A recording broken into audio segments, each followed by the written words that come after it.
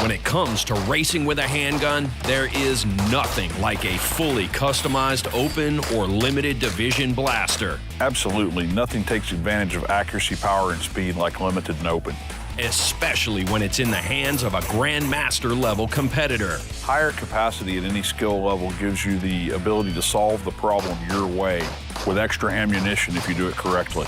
Do it correctly means round count and capacity are the key. There are 22 unique courses of fire here, laid out specifically and carefully to challenge shooters of all skill levels, running the most capable equipment. Jake Martins is match director. No more than 8 shots required from a certain position, but we're able to kind of allow some more shooting on the move, expand the amount of targets you can see from one area as long as you can still see them from another spot. Changes the course of fire, allows a little bit more aggressive to take advantage of that high cap mag. Another advantage to the majority of the open guns, major power factor scoring. There are some who choose open minor, but those who are gunning for the championship all run major. D-zone hits are worth 2, C-zone hits are worth 4, and A-zone hits are 5. As always, steel targets are 5 points and must fall to score. As Jake mentioned, there will be no more than 8 shots required from a single position. However, there will be opportunity to blend positions, and that is up to the shooters. Stage 2 will have a lot of that, and some of the longest shots in the match. Lesgar Murdoch opts to plant his feet in the middle and take the 2 targets that otherwise would be harder to see at the end.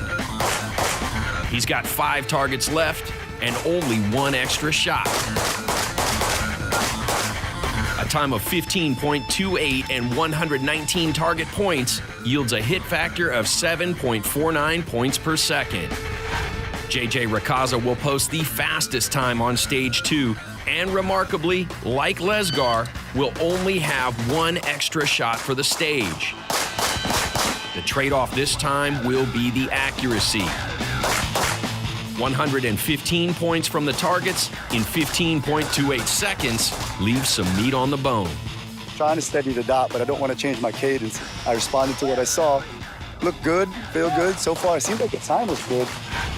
Christian Seiler is the defending national champion, and watching this run will give you an understanding of why positions 1 and 2 are 1-for-1 shooting. In the final position, he has a couple of extras, and they pay off. 121 target points and 15.47 seconds yields a 7.82 points per second hit factor. I got through this stage, kind of a lower hit factor, shot my points, got a really good, good competitive time, and got out of here. So we're on to the next one. Casey Eusebio runs stage 2 in essentially the same pattern as the others. Right to left at position 1, 2 targets in the middle, and right to left at the final position. The key difference? Make up shots at speed. Here's Casey's run again, counting extra shots. There's 1 at position 1. In the middle, a total of 3 extras. And the final position, there's another extra shot. Casey will win the stage based on points and the speed at which he made the pickups. Shooting with an open gun makes you want to shoot quicker, so you kind of have to harness it in. I had some pickup shots in there, but they were pretty quick. Pretty good points for myself and good. If the open gun makes you want to shoot faster, the limited gun makes you want to shoot accurately. Limited is the paired division for this Race Gun Nationals, and remarkably, the top performances on stage 2 are very close to the open performances. The USAMU's John Browning locks in 114 target points in 17.51 seconds with just 1 extra shot for the stage. His hit factor is 6.51. Oh, I learned if you can shoot them all in the center and be the fastest at the same time, it usually turns out pretty good, but it's kind of hard to do, but we'll see. Gianni Giordano has the advantage of youth on his side, and he clearly has the shooting skill to maximize that advantage. Gianni puts up the same 114 target points, just a little faster than John. That gives him the edge in the hit factor by 0.06 of a point, and it turns out he learned from one of the best. This is the first stage, so I feel good about it, but let's keep on keep on going. So Hey, tell him whose junior camp you went to. Who taught you in junior camp? he did right here. This guy. Top limited performance on stage 2 will come from Shane Coley. As captain of Team Glock, Shane runs a Model 24 in 40 cal.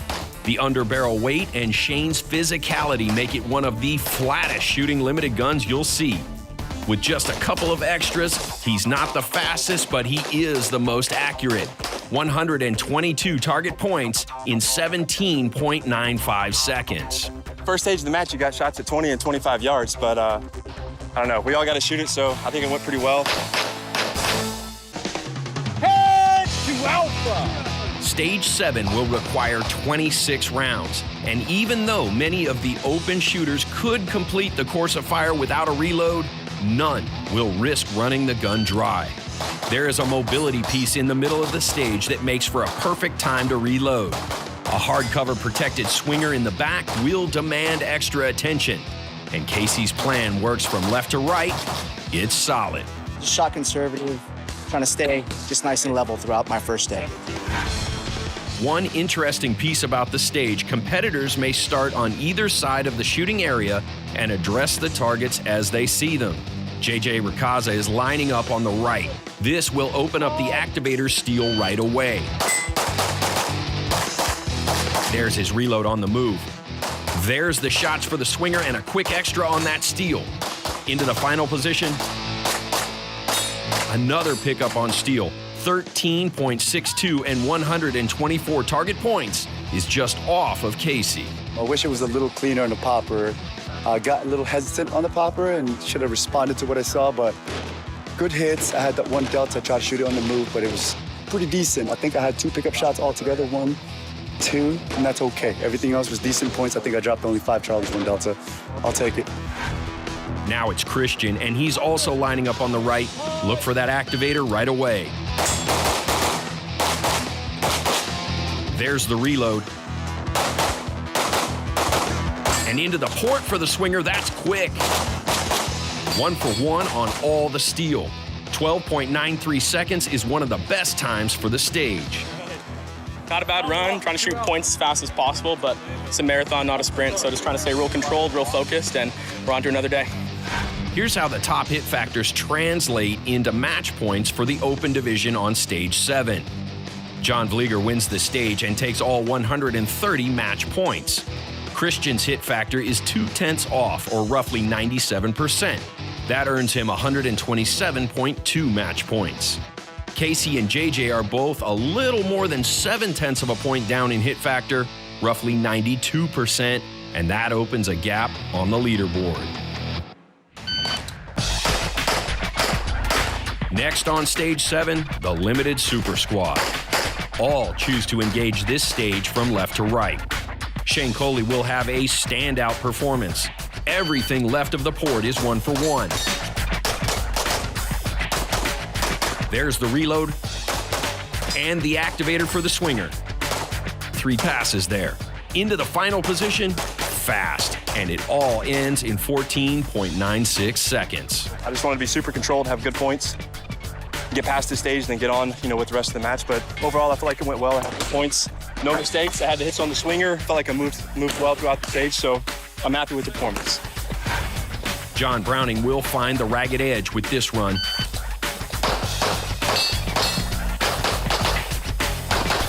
One extra on the low target there.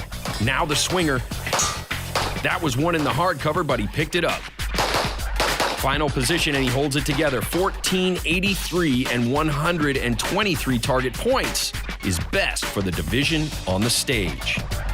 Look again at the middle of the run for John. There's the extra low, the static paper, the activator, and he tries to get back to the swinger. Worked out. No, I had a makeup. I pulled one low. I think it was my 3rd shot. I get 22 in the gun. I just figured I'd go for it and shoot the partial straight out the box, instead of hitting the load. So worked out. To race at this level, your equipment plays a big part. Accuracy and reliability are vital, and a little flash doesn't hurt either. Like on Christian Seiler's IMM-style Infinity in 38 Super Comp. His optic is a Sig Romeo 3XL. Casey Eusebio goes for a triple black scheme with the Zev Cat, also in 38 Super Comp. Casey chooses a Bushnell First Strike 2 for his optic.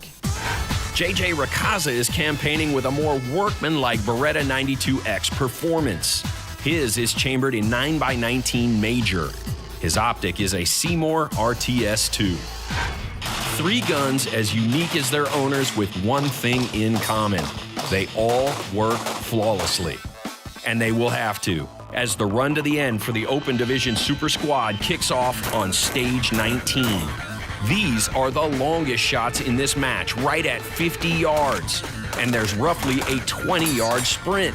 160 points are up for grabs. Casey Eusebio is first on the stage. His run will set the bar for the rest. He's very fast on the long shots and on the sprint. There's the reload into the port. Final shot flies at 19.53. His hit factor is just over 7.6. Good, it was pretty fast. I went almost 1 for 1 on steel. I had one pickup on steel. Not many pickup on any paper. It didn't seem like it was pretty good. I moved quick, pretty efficient throughout the stage. I wouldn't want to reshoot that stage again. That was good.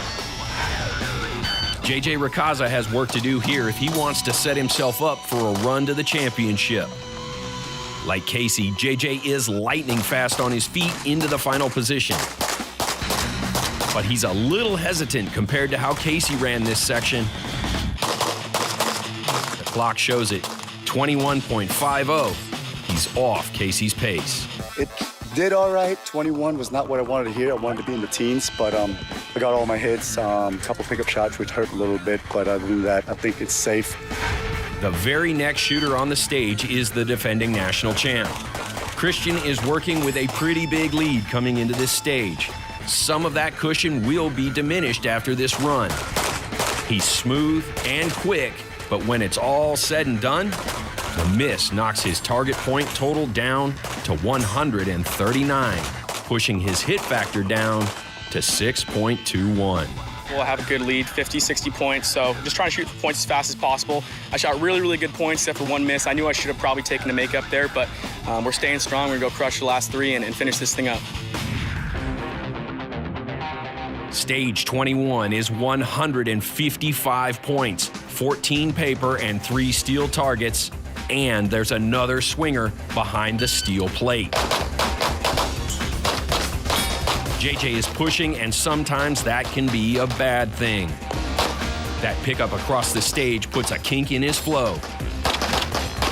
Turns out he didn't need it. Did not need it. I saw it and I thought it was close, and I'm like, maybe let's not. Sorry for that word, but yeah, I was like, I'm gonna pick it up. And that was the decision I went with. That was a bad decision. Christian Seiler is still enjoying a cushion between him and the others. That doesn't mean he's coasting. The defending champ rips through the stage in 13.44 with an astounding 152 target points. That's only 3 Charlies for the stage. Yeah, man, I play this game to win, and I'm tired of not performing on these last two, so it's time to buckle down here, shoot the points as fast as possible, exactly like I know how to, exactly how I trained, and I did exactly that. The stage win on 21 will go to Casey, but at this point, it's too late to close the gap on Christian. Casey is over a second faster, and that pushes his hit factor over 11.8 points per second.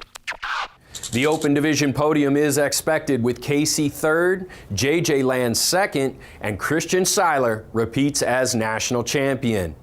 High Lady honors in the Open Division go to Jesse Harrison.